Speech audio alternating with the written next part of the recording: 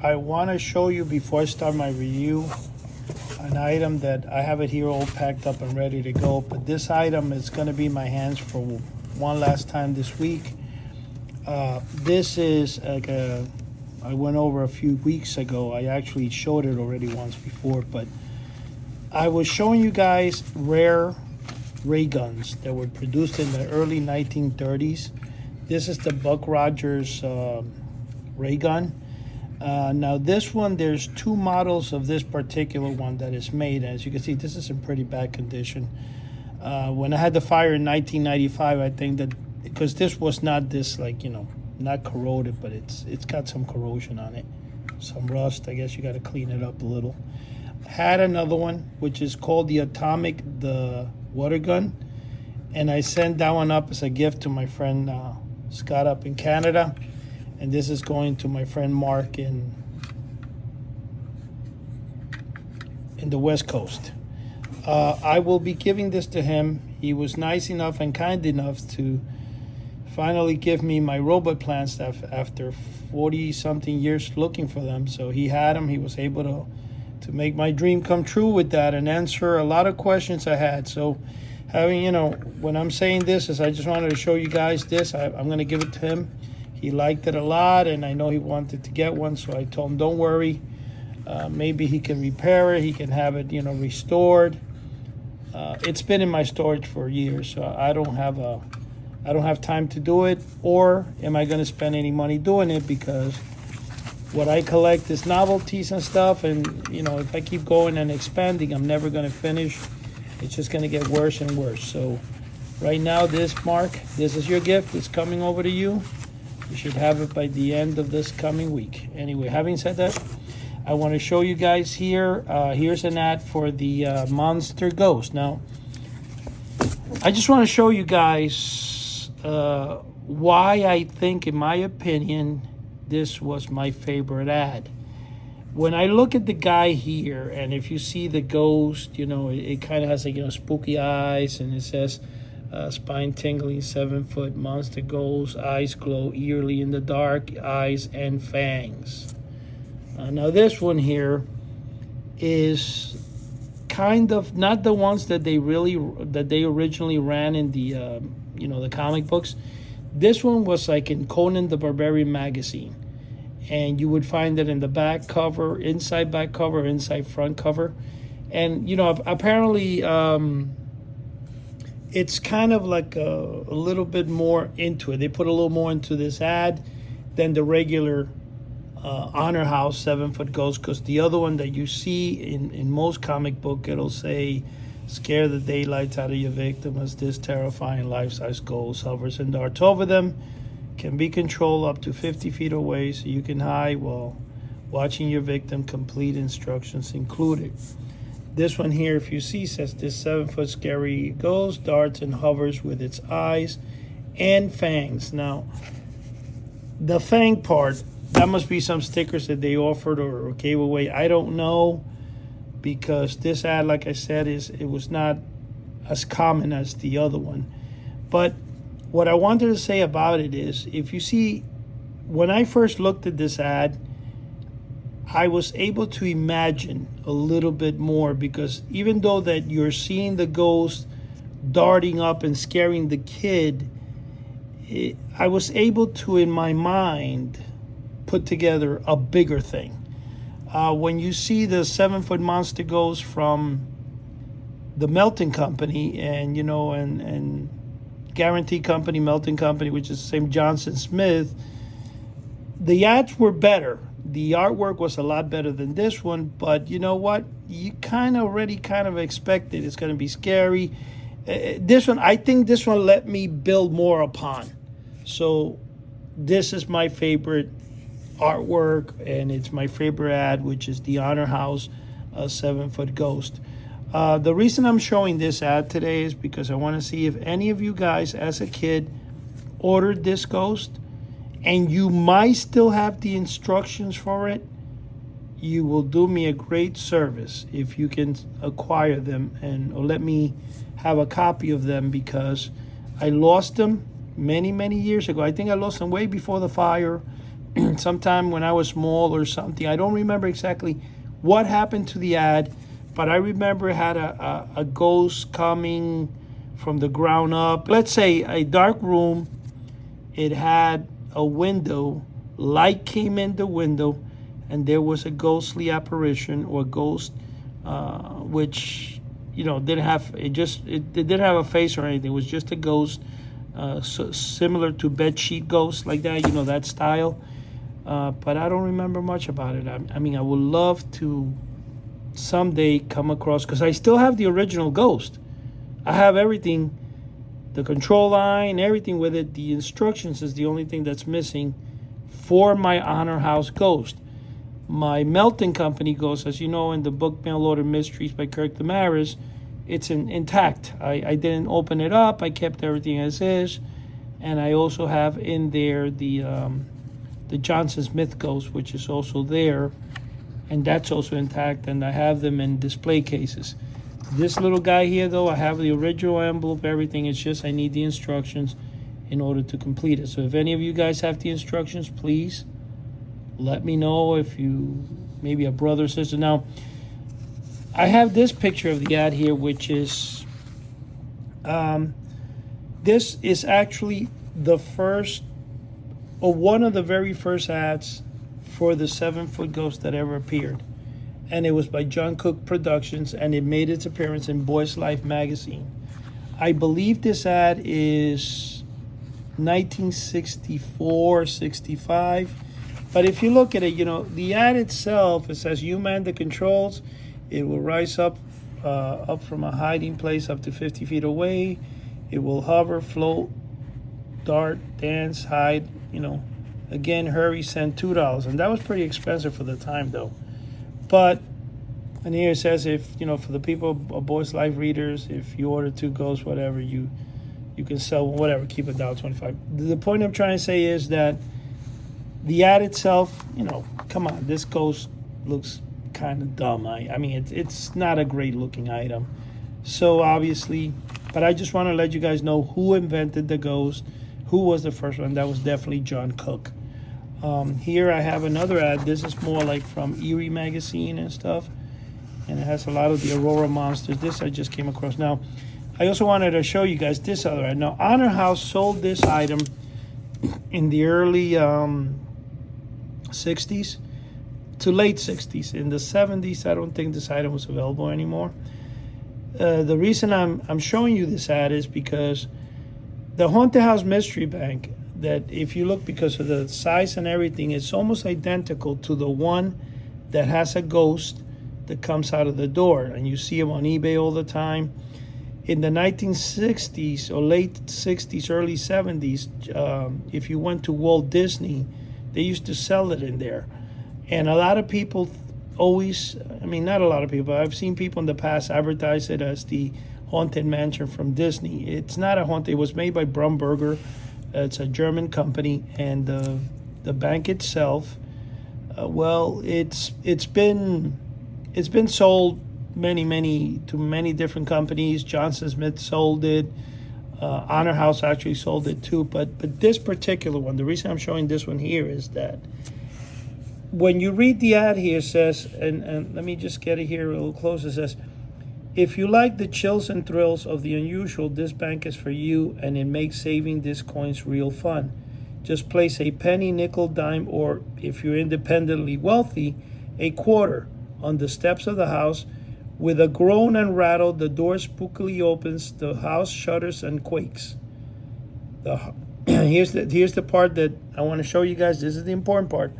The horror hand sneaks out of the doorway and snatches the coin back in. The door slams shut, and all is quiet again. Whew. Want to try it again? Go ahead. It's money in the bank. The problem with this is that this bank, I've never seen it. I've spoken to collectors all over the world, and nobody remembers it because it has a hand. Everybody thinks it's the one that, of course, this is just an image of it or a drawing. It's not what it really looks like. And you see here you can see the little hand coming out. See, Now, many people thought they've told me, could it be the one that's called the Mystery Bank, which is a wind-up from Yon, is the company in Japan? Well, it's not, because if you notice, it's 7 inches by 7 inches by 9 inches. That bank is like 3 by 3, and it's like 5 inches long. It's not the one with the ghost, even though it measures and looks the same, because over here it does say it's made of, if you look at it close, it's made of metal and stuff, right? Let me see, yeah, metal and whatever, fiberboard. So it's not that. Now, I had a collector tell me, actually he went under Universal Monster Army. His name was Bob, and he told me that he had it back in the early 70s and he sold it.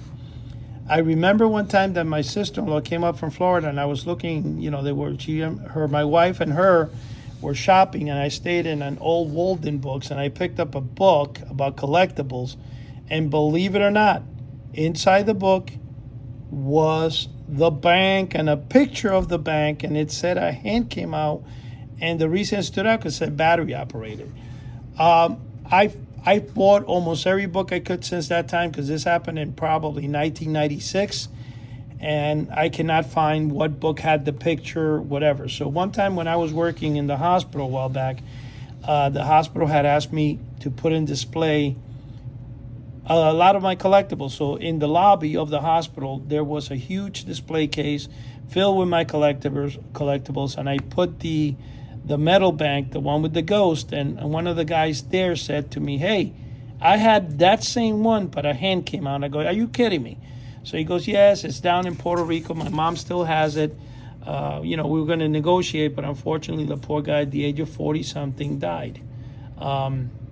It was a bummer because he was a good friend, and I kind of felt very bad that guy passed away at such an early age. But anyway, I believe this bank exists. This is another thing. I would say it's another 7-foot robot plants that took me 40 years to find. This bank, I've looked at collectors, I've looked everywhere, and I have over 50 different banks, haunted house banks. I have one that's yellow, a hand comes out of the chimney, a ghost dances inside. I have every type of bank out there. This one might be one of two things. Either it does exist, and I believe it does because of what I just said, that I have proof that people have told me, and I remember seeing it. So I know it's got to be. It's definitely, it's a 98% chance that it exists. The other possibility is that Honor House could have, said a hand, whoever made the ad, and in reality it was the ghost.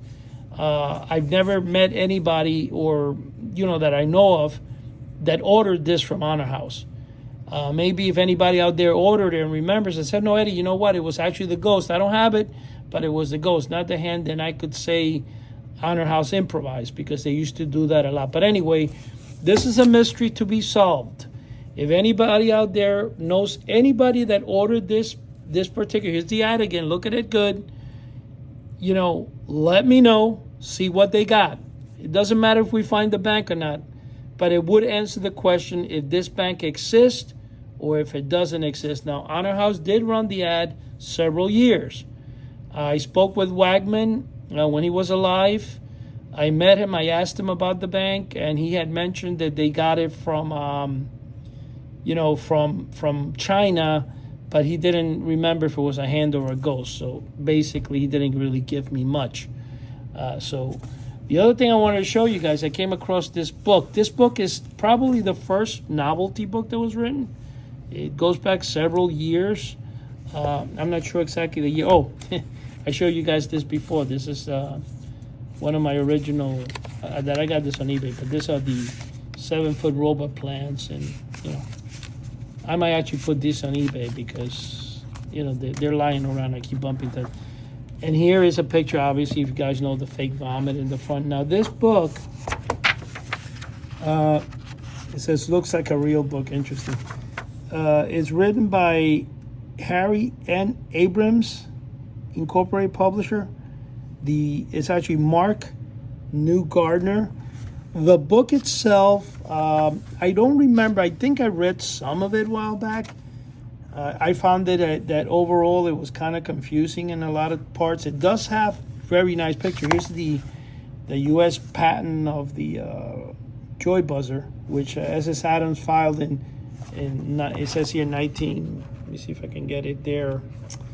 The phone won't. Let me see. Turn it up a little bit there. See, in 1931.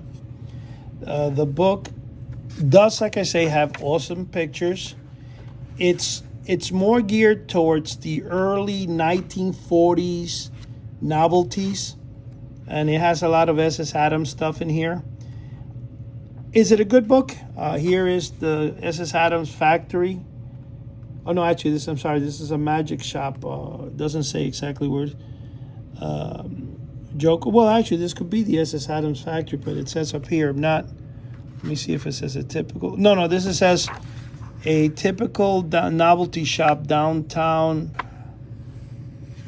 And then here's a 1947 Johnson Smith catalog. It says here. I don't see where it is. Oh yeah, here it is. Which I actually reviewed this catalog with you guys. I have that catalog.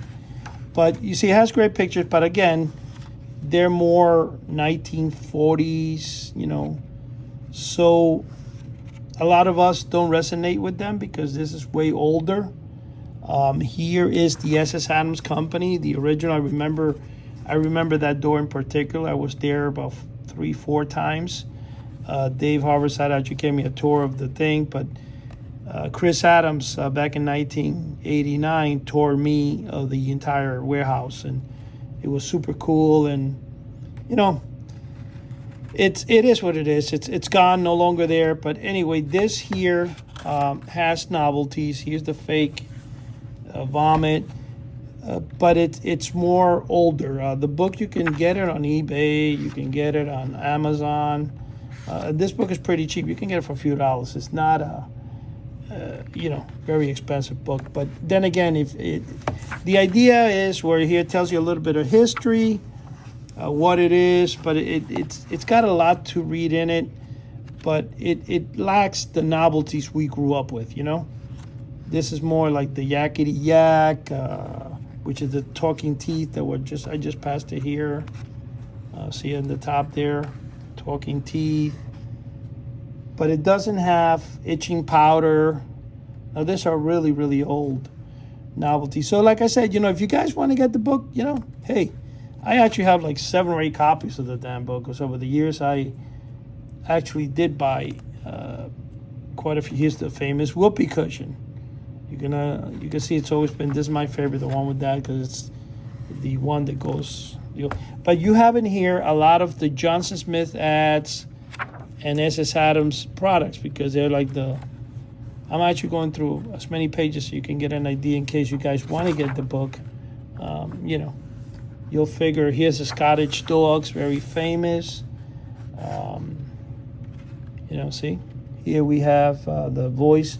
See, the original Throw Your Voice, but over here it's called the Wonder Voice Thrower.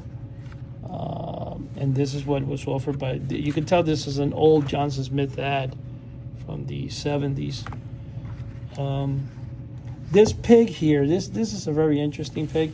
I have this somewhere. I don't even know where the heck I bought it, but what this pig does is it says here little 6 squirt. Okay, never mind. This one's a squirting, but this one that Johnson Smith did, which looks like this, which you would put a dead bug inside. Fly, not dead, but you kind of stung the fly so it's still a little bit alive. You stick it in the pig, and then it buzzes around and makes the pig move. But it's actually white with little sticks, like little wooden sticks. So it doesn't look like this, but this one's one, I believe it squirts, whatever. See, you guys can see what it does there, see? Let me show you there. You can read it better than me because I'm trying. Here's an original Joy Buzzer display. Somewhere in my storage I have one of these. But anyway, rubber mouse, looks real. Rubber mouse. The problem is tiny rubber mouse. It doesn't show the thing, so I'm wondering if it's just like a joke. Rubber mouse and tiny rubber mouse. Okay, this I guess is looks like a business card actually. I don't see the mouse, but anyway. Here are the X-ray goggles. These are not the X-ray specs that are here. These were the knockoffs that came from China at the time. Funny story, Harold Van Brohat, which invented the x-ray glasses, sued my partner one time for selling these, which is not a funny story. He wasn't too happy about it. It cost him a lot of money. But here is the phony tap. This is, was in the 70s. You saw it all the time. Smash finger. There's some adult tricks. This one here is Goodbye Cruel World. Toilet seat cover. Okay. Johnson Smith had a similar one, and they called it, it was Peeping Tom, I think it was. It has a big nose. You're supposed to put it underneath your toilet, a seat cover, and then when you open it up, there's the face of the guy. But this is a seat cover. I mean, here's a bird. I mean, this are kind of, like I said, these are sneezing powder, very early sneezing powder. Peanut brittle. This is an early SS Adams. This, if you notice, even the shape of the can and the color was different. Here's the Mortimer's Nerd. If you guys remember him, he was a famous ventriloquist dummy, 1940s, 1950s. Long Ashes, terrific joke. What is this? Okay, now this is a certificate. Nothing, big nose glasses. This were actually made after Groucho Marx, I think. And as you can see down here, this looks like a Franco product. Yeah, Franco-American product, see? 1976, over here in the corner. So this book, again, it's got some really nice photographs. And for people that like old photographs, novelties, the magic snakes. I'm sure a lot of us grew up with this stuff. I do have, actually, this thing here. I have an entire, I have this exact thing on the picture. It's not mine here, but I have that in my storage because I bought, here's the Doogie Doo. And, of course, that's the end of the book. It has, in the beginning, I find it a little like more confusing because when you do read it, it kind of doesn't, it tells you a quick story and background, so it's got a lot of read. But again, the entire back of the book to the end, it's all the, novelties and photographs. So guys, take a look. Cheap Laughs. It's a very inexpensive book. In this review, I'm showing you guys right now the ad for this particular product in this original Johnson Smith box. Now this original box holds, and you can see it was mailed, it's got the postage. I'm looking at the thing here, it doesn't actually show the year, which is interesting, but I'm assuming this is early 70s. This box here holds what I just showed you guys, the ventriloquist dummies. Here are the original instructions, which I keep here to be safe, of how to become a ventriloquist. So they would have instructions when they sold this dummies. I believe the price of the dummy was like $2.98, something like that. And I have a couple of them. I actually have like 4 or 5 of them, but I found this box and I just said, let me do a review on because a lot of people are asking me if I'm going to review them. So here they are. Okay, now here I have these two guys. One of them I think is, as you can see, Archie. And now I only have the head here because the clothes for the one is in another box. I don't know why I separate this stuff, but anyway. Here is the clothes, and of course the head goes in there, wham, and there is your dummy. And this is actually, it sticks on here with a like Velcro small. But anyway, guys, I want to show, and here's the other one. So they are hollow. Oop, the boot came off too. That's interesting. It's supposed to be stuck in there, but it came out. Okay, whatever. This is old. This is original 1970 stuff, but you couldn't have a cheaper ventriloquist dummy. And then over here, if you change the head, I just want to show you guys what it is that you got for the $2.98. But this is it. The string you would pull, and obviously see the mouth moves, whatever. Okay, guys, there you go. I think this is Archie, and I forgot this guy's name, but they both, like I said, the uniform came. This one's a little, actually, if you can notice, actually, this one is kind of ripped off a little bit here. But, you know, I have a big collection of this stuff, and ventriloquist dummies were not really the greatest thing. I mean, I never really cared that much for them. I do have quite a few original in box, like I have Groucho Marx, I have other things, but I do have these two guys like in really good, still kind of mint condition. I don't know where they are, but I did get these because I noticed they had the original mailing Johnson Smith box here. So having said that, guys, thank you. Ready to shatter everything you thought you knew about ancient Egypt? Occam's Pyramid by Eddie Guevara and Chuck Caputo isn't just a book, it's a revelation. Dive into hidden passages and uncover forgotten water-powered technologies that rewrite history. Imagine secrets so groundbreaking, they change everything we thought we knew about the Great Pyramid. Guevara and Caputo take you on a thrilling journey beyond accepted history, revealing breathtaking mysteries and astonishing new theories. Get ready to question everything. The truth about the pyramids is finally revealed. Grab your copy now. I want to thank you for taking this trip down memory lane with me today.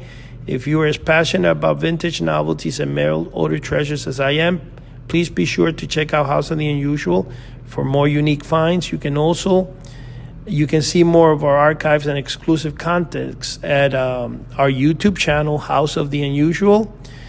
And don't forget to like, subscribe, and hit the bell so you never miss another trip into the world of nostalgic magic. Thank you for watching.